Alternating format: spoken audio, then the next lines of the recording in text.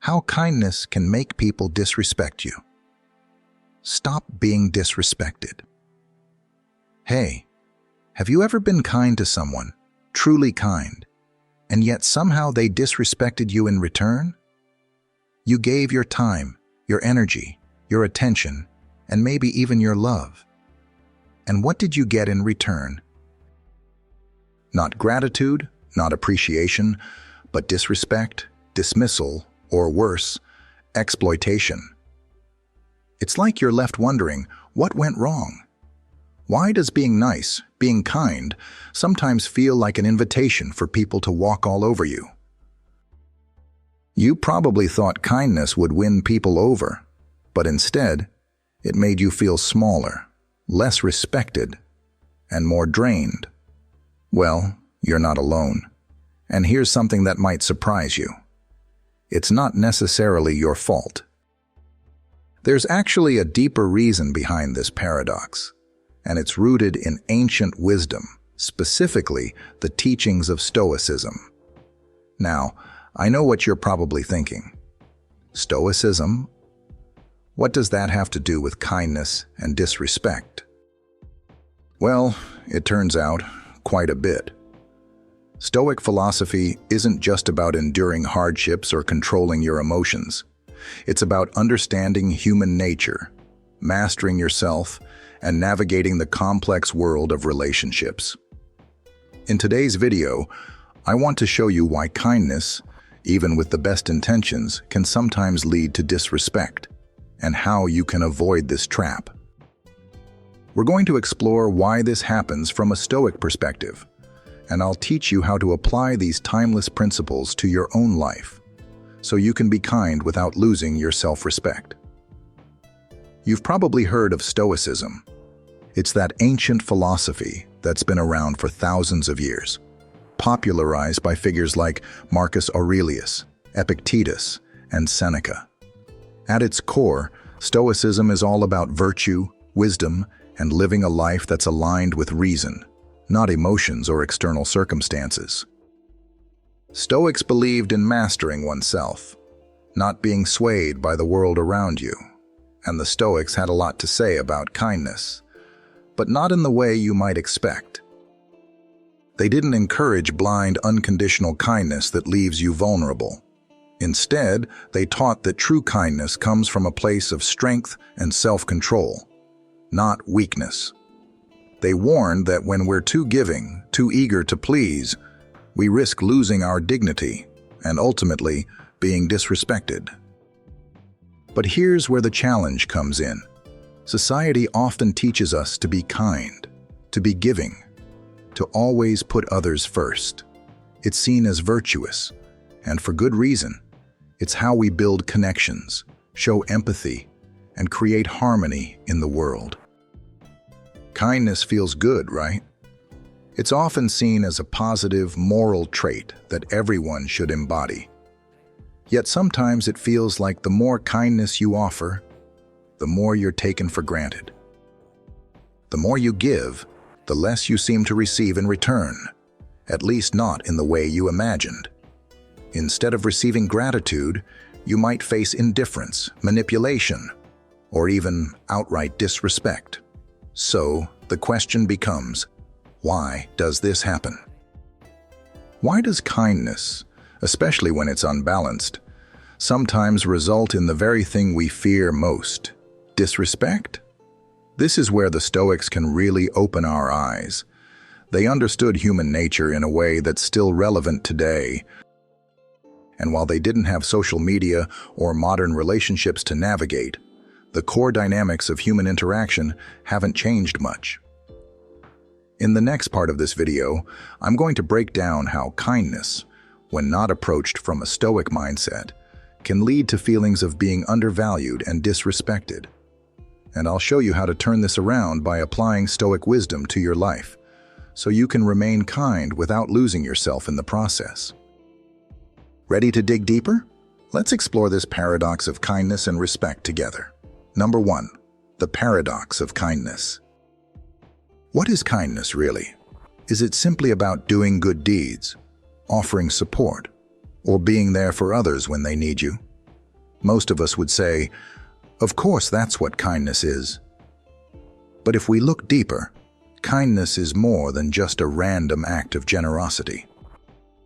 It's a mindset, a conscious choice to care for others, to be generous with your time, your resources, and your energy. The problem is, sometimes, the more you give, the more people start to expect it. Kindness can easily turn into something that others take for granted. In fact, the more kind you are, the more your actions can lose value. It's a tricky balance. When kindness is given freely, without conditions, it can easily be seen as something that costs you nothing. And when something costs you nothing, it tends to be undervalued. Think about it. If you're always available for someone, always eager to help, they may stop appreciating it, assuming you'll always be there. In the worst cases, they might start to expect it. And before you know it, your kindness isn't being seen as a gift. It's seen as a given. The question then becomes, why does this happen? Why do people often disrespect the very kindness they've been shown? The hidden dangers of overkindness. The more you give, the more people might start to rely on you. Yes, but not in the healthy, reciprocal way. Over time, you risk losing your own needs, desires, and boundaries in the shuffle. You begin to prioritize everyone else's happiness over your own, and while that may feel virtuous in the short term, it can ultimately create resentment. You may give because it feels good to help, to be needed, to be seen as a good person. But that's where the trap lies. You start giving for the wrong reasons. At first, it feels like you're being compassionate, a model of selflessness. But after a while, you might realize that it's draining you. You might even start feeling unappreciated. When you're overly kind, you're setting a precedent where people think you'll always be there, no matter what. And if you always give, without ever setting boundaries, your kindness can quickly turn into a weakness. In the end, kindness, when not balanced with wisdom and boundaries, can lead to resentment, not only from others, but from yourself. You might start asking, why do I keep giving and never get anything in return? This is exactly where Stoicism comes in. It teaches that kindness, while a virtue, must always be tempered by self-respect. You can't give to the point of self-sacrifice. You can't lose yourself in the process of helping others. And most importantly, you can't expect anything in return. True kindness, according to the Stoics, is free from the desire for recognition or rewards. Number 2. Stoic insights. Now let's break down why the Stoics had a unique perspective on kindness and how it can help us avoid this trap. Stoicism isn't just about suppressing emotions or grinning through hardships. It's about understanding and mastering yourself, about living according to principles that allow you to remain calm and rational in any situation. It's about not allowing external forces to dictate your inner peace. The Stoic view on virtue. At the heart of Stoicism is the idea of virtue. Stoics believe that true virtue is the highest good, and it is defined by qualities like wisdom, courage, justice, and temperance. Virtue for the Stoics is about living in accordance with reason. It's about mastering your own mind, not being swayed by the unpredictable whims of the world. So, what does this have to do with kindness? Well, kindness is a form of virtue, but it must be understood in the context of self-control and rationality. For the Stoics, being kind wasn't about giving endlessly without thought. It was about offering help, compassion, and understanding when it made sense, and doing so from a place of strength, not neediness. The Stoics saw virtue as a kind of inner power, a force that couldn't be taken away by others. This is why they often advocated for what they called temperance, moderation in all things. In the case of kindness, this means being kind, but not to the point of self-destruction. It means being generous, but not at the expense of your own dignity or self-respect. The Stoic response to overkindness. Let's look at a few Stoic figures to understand this better. Epictetus, for example, taught that we should never allow other people's actions to disturb our peace of mind. He said, "It's not what happens to you, but how you react to it that matters." If you're always kind, but people begin to disrespect you or take advantage of you, the problem isn't in your kindness, it's in your inability to manage how you respond to others. Marcus Aurelius, the Stoic emperor, was another strong proponent of the idea that we should maintain our inner peace, regardless of external circumstances. In his meditations, he wrote about how to deal with people who are rude, ungrateful, or dismissive. He emphasized that we should never let these behaviors disturb our sense of virtue. If someone disrespects your kindness, it's not your fault, it's theirs. The key, according to Marcus, is to remain firm in your own values and not seek validation from others. Seneca also spoke about the need to balance kindness with self-respect. He warned that constantly doing things for others can leave you empty if you're not careful. He wrote, "The greatest remedy for the troubles of life is not the absence of trouble, but the strength of our will to endure them." So, the Stoic approach to kindness isn't about giving until you're depleted, but about giving from a place of strength and ensuring that your actions align with your values, not with the hope of being appreciated. The Stoic concept of indifference. One of the core Stoic teachings is the concept of indifference. This doesn't mean being apathetic or uncaring.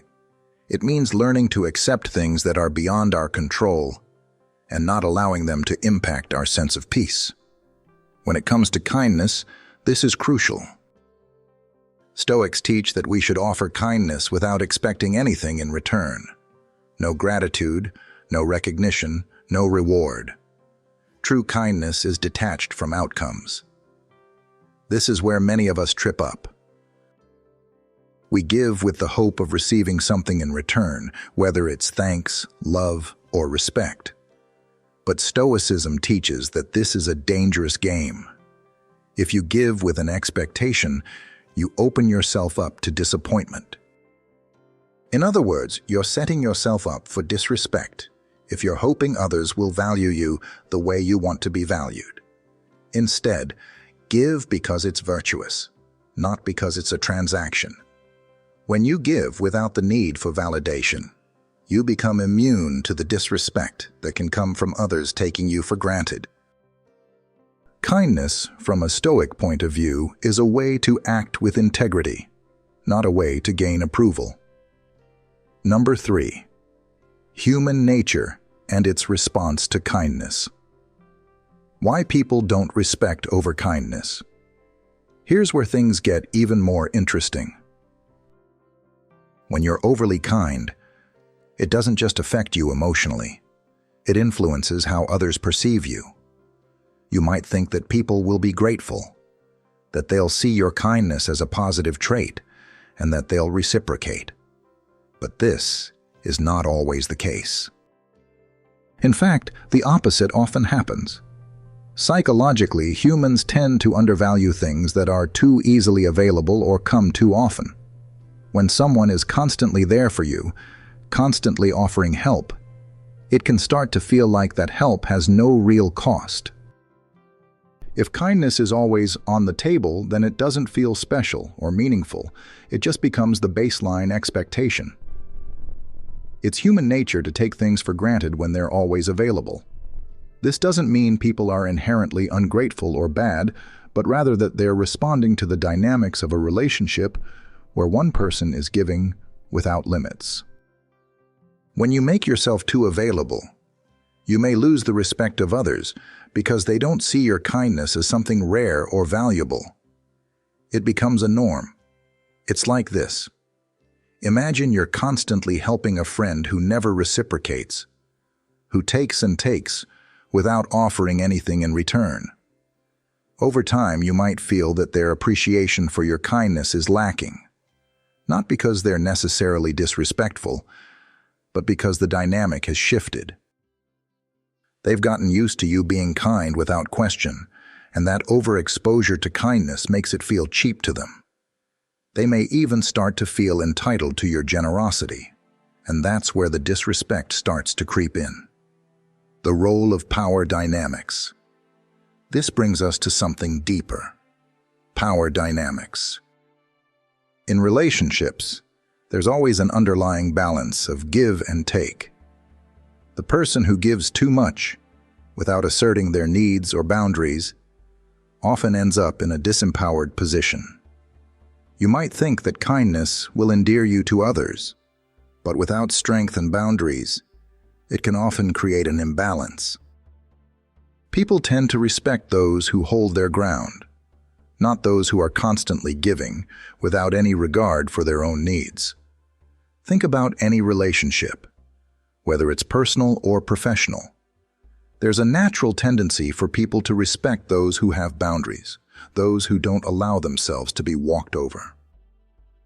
It's not about being rude or aggressive, but about maintaining a sense of self-respect. If you're constantly bending over backward to accommodate others, you're giving away your personal power. This isn't about turning into a tough person or being unkind. It's about realizing that respect comes from mutual understanding and balance.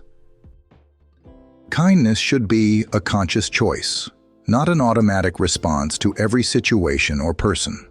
If your kindness doesn't come from strength or boundaries, it risks becoming a tool for manipulation or a way for others to take advantage of you. The fine line between compassion and self-resentment. When you're constantly giving without balance, something else happens. You start to feel resentment. You might not show it immediately, but after a while you start to feel burned out. The person you've been so kind to might never notice how much you've been sacrificing, and eventually you start to get frustrated, upset, and even bitter. This is where kindness crosses over into self-resentment. When kindness becomes a form of self-sacrifice, it's no longer a virtue. It's a burden. And resentment builds when you feel like your efforts are going unappreciated, unacknowledged, or even exploited. The bitterness starts to creep in, and what was once an act of love or generosity turns into a source of personal conflict. The Stoics understood this. They knew that kindness and compassion, when carried out without the right mindset, can be as harmful as it is beneficial. That's why they emphasized balance, not just in our actions but in our inner world.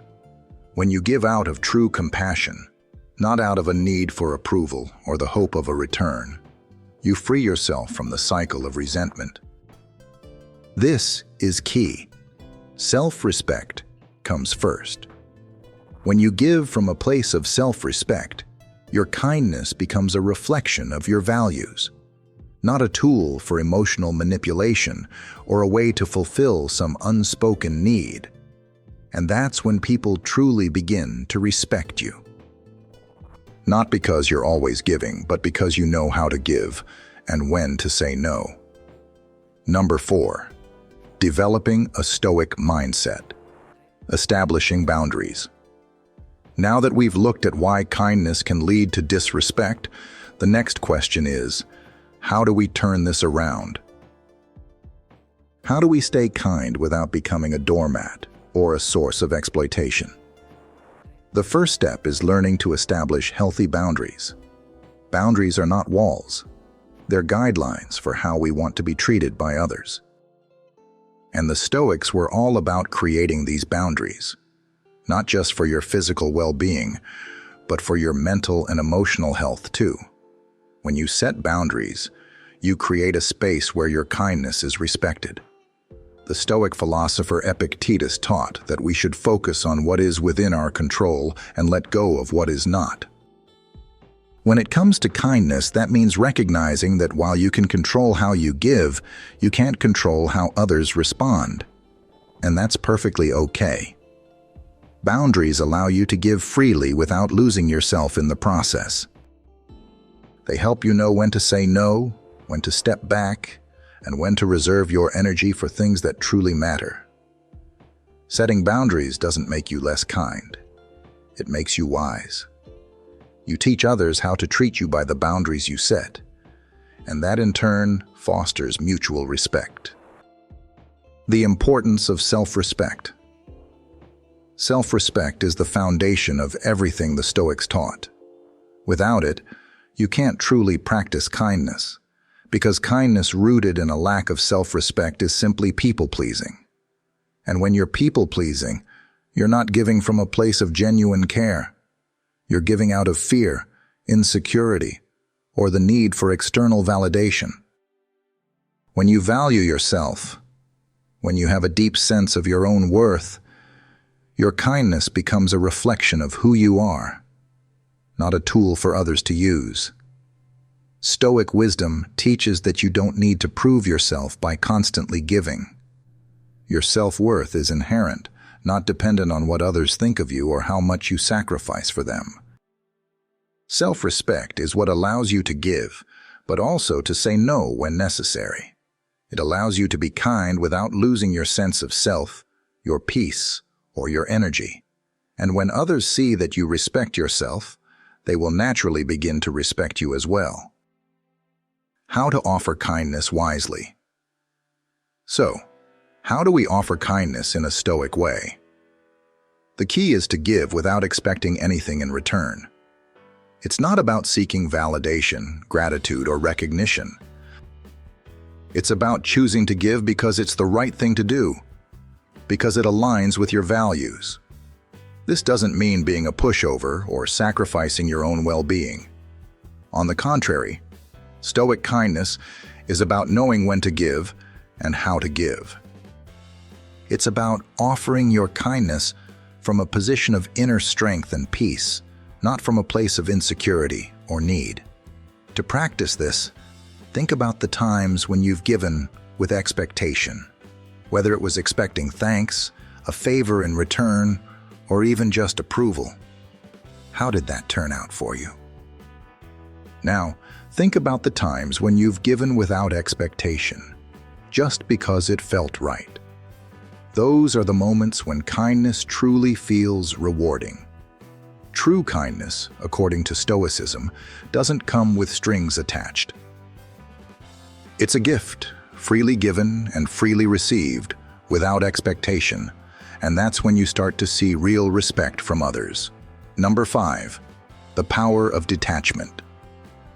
One of the most powerful ideas in Stoic philosophy is the concept of detachment.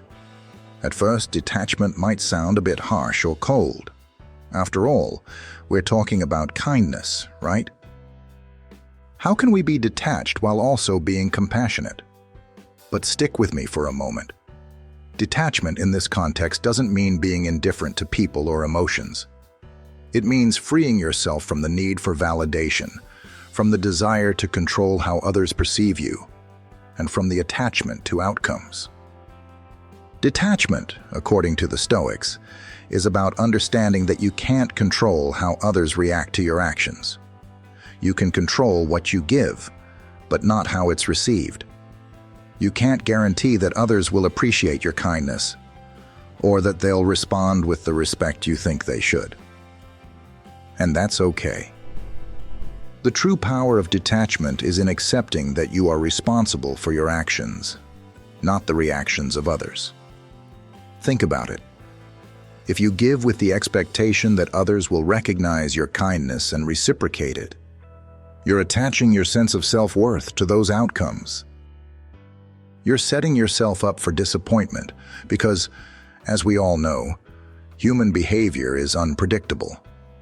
People don't always respond the way you hope they will, and when you attach your happiness to their response, you give away your personal power. But when you practice detachment, you begin to offer kindness without the need for recognition or gratitude. You give simply because it's virtuous, because it's aligned with your values. If others respond positively, that's wonderful. If they don't, it doesn't affect your peace of mind, because you're not relying on their approval for your own sense of self-worth. This doesn't mean you stop caring about others. It means you stop using their response to validate your own actions. Detachment in practice. In practical terms, detachment means learning to let go of any attachment to outcomes when you're being kind. You help someone not because you expect them to owe you a favor or give you something in return, but because it's the right thing to do. This shift in mindset makes kindness feel less like an exchange and more like an expression of who you are. You act with integrity, regardless of what you get back in return. This is one of the reasons why Stoicism works so well for navigating relationships. When you're detached from the outcome, you're able to maintain your emotional equilibrium regardless of how others behave. If someone takes your kindness for granted or disrespects you, it's not a reflection of your worth. It's simply a reflection of their behavior. You can let it go, knowing that you've acted in alignment with your values. Detachment gives you the freedom to be kind without losing yourself in the process. It frees you from the cycle of people-pleasing and from the constant need for external validation. Instead, you act from a place of inner strength, knowing that your value doesn't depend on how others perceive you. Conclusion: the path to true kindness. So, where does that leave us? What's the takeaway from all this talk about kindness, respect, stoicism, and detachment? The truth is, kindness is a beautiful and powerful virtue, but like any powerful force, it must be handled with wisdom. Kindness, when given freely but without expectation, can transform relationships, lift others up, and create harmony in the world. But when it's given without boundaries or self-respect, it can lead to disrespect, manipulation, and emotional burnout. That's why it's so important to balance kindness with strength, self-respect, and detachment. Stoic wisdom teaches us that kindness should be a conscious choice, not an automatic reaction. It should come from a place of inner strength, not from the need to please or gain approval.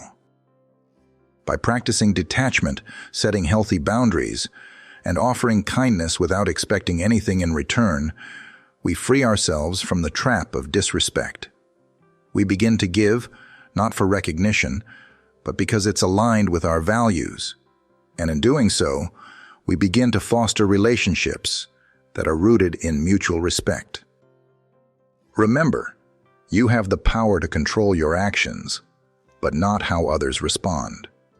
Kindness, when offered from a place of wisdom and detachment, becomes a gift, free from manipulation, free from expectation, and free from resentment. And when you give in this way, people will respect you not because of what you give, but because of how you give it, and how you maintain your own dignity in the process. The path to true kindness isn't about being a doormat or sacrificing yourself for the sake of others. It's about knowing your worth, setting boundaries, and offering kindness with strength and integrity. It's about being the best version of yourself and letting your actions flow from that place, without attachment to how others respond. So next time you give, remember this: give because it's right, not because you expect anything in return, and let that be enough. True kindness doesn't need external validation. It's already complete within itself. Thank you for watching, and I hope you found this video valuable. If you did, please consider liking and subscribing for more insights on Stoicism, self-mastery, and living a life aligned with your deepest values.